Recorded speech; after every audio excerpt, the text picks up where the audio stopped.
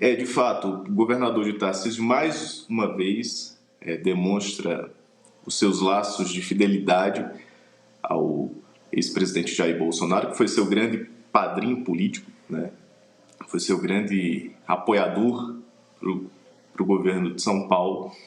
E Tarcísio, mais uma vez, mostra que só vai embarcar numa candidatura presidencial se tiver o respaldo, o apoio da família Bolsonaro.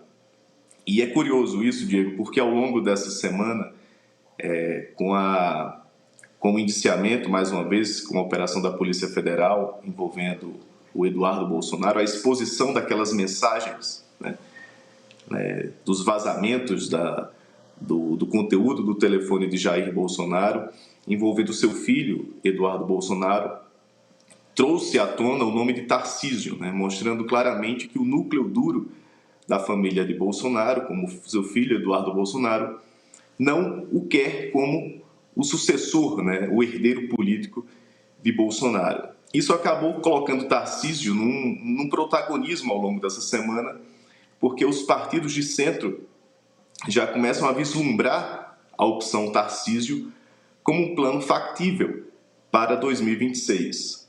Com a inelegibilidade de Bolsonaro cada vez mais consolidada, aliado ao radicalismo do discurso de seus apoiadores mais fiéis, os partidos de centro, sobretudo ali uma direita mais conservadora, moderada, muito representada pelos governadores de direita, começam a buscar um caminho próprio para 2026, distante da família Bolsonaro, mas sem perder o apoio do bolsonarismo, que ainda vai ser muito importante para 2026. Então, a fala hoje de Tarcísio só revela que ele quer manter pontes, sim, com o eleitor órfão que vai ficar do ex-presidente Jair Bolsonaro, mas ao mesmo tempo quer sinalizar, com eleitor moderado, que vai ser fundamental para viabilizar sua candidatura presidencial. Então, Tarcísio hoje tenta jogar parado no cenário político nacional. É difícil jogar parado nesse cenário, que está tão dinâmico. Ô, Hilton, e tem como, se associar ao bolsonarismo nesse momento, defender o Bolsonaro e se colocar como alguém moderado? É bem difícil, Diego? O próprio Bolsonaro tem um discurso mais extremo, mais radical, e nas redes sociais eu acredito que isso é a indicação, isso é muito pior, muito mais forte. O que nós vemos nas redes sociais de postagens relacionadas ao Bolsonaro, ou também bolsonaristas que comentam, nas postagens de outros perfis, outros políticos, existe uma agressividade que sempre esteve no discurso do Bolsonaro desde que ele começou como vereador, depois deputado, que é usar a força, a minoria tem que aceitar a maioria. Então, é um discurso mais extremo, mais complicado para o cidadão moderado aceitar. E provavelmente foi o que fez o Bolsonaro perder a reeleição. Existe uma possibilidade de, durante a campanha, como aconteceu em 22, a campanha tentar melhorar a imagem do candidato, como fizeram em 22, mostrando o Bolsonaro com a filha, depois com a Michele, uma conversa mais leve. Ele tentou ali melhorar também o linguajar, que ele até pediu desculpas esse ano para o Alexandre de Moraes, que ele fala de um jeito que fala muito palavrão e tal. Então, para o cidadão moderado, o eleitor moderado, é difícil de enxergar um Bolsonaro moderado. A campanha pode tentar isso. Claro que não por causa do Bolsonaro, porque o Bolsonaro não vai ser candidato ano que vem. Mas aí nós temos o Tarcísio, que seria o perfil mais moderado dos pré-candidatos. Ele tem um perfil mais moderado, ainda que não seja muito moderado, ele tem um perfil mais moderado.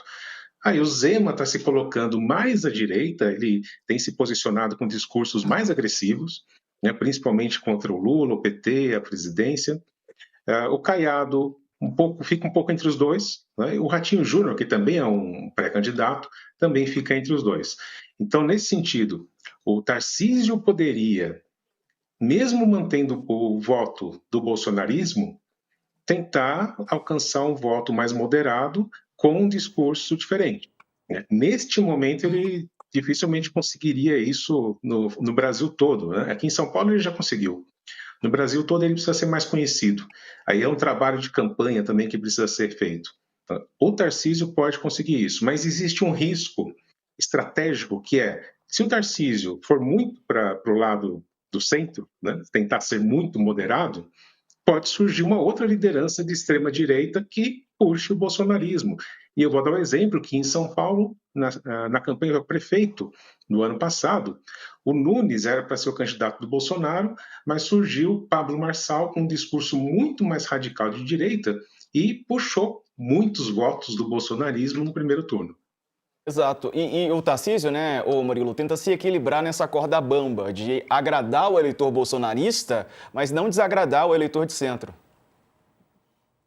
Exato. Tarcísio hoje está numa encruzilhada de sua estratégia eleitoral, quase que pisando em ovos, né, no arco da sua estratégia para as eleições. Primeiro se disputa a reeleição em São Paulo, que segundo a última pesquisa Quest já indica até uma reeleição do governador encaminhada, né, um cenário mais favorável, ou se embarca numa candidatura presidencial. Mas para isso ele precisaria ter o respaldo da família Bolsonaro. E não só isso, né? Para vencer as eleições presidenciais, esse potencial candidato da direita, que deve agora ser mais plural, né? Esse campo político da direita mais plural sem Bolsonaro, sem depender da figura única ali do ex-presidente Bolsonaro, esse campo à direita vai ter que necessariamente criar pontes e conversar com o eleitor mais moderado, né? A última eleição mostrou que para você vencer a eleição, você pode até ter um impulso com o voto de uma base fiel mais radicalizada. Mas para vencer a eleição, você necessariamente tem que conversar, tem que criar pontes com esse eleitor mais moderado, ali, aqueles empreendedores individuais, os liberais sociais, a classe média, sem criar pontes com esse público, com essa parte do eleitorado, que vai ser decisivo para a eleição, dificilmente esse candidato mais à direita vai ganhar. Porque sem Bolsonaro e sem essa aglutinação em torno de um único nome, a tendência é que esse grupo mais conservador se fragmente, né, em várias correntes para 2026.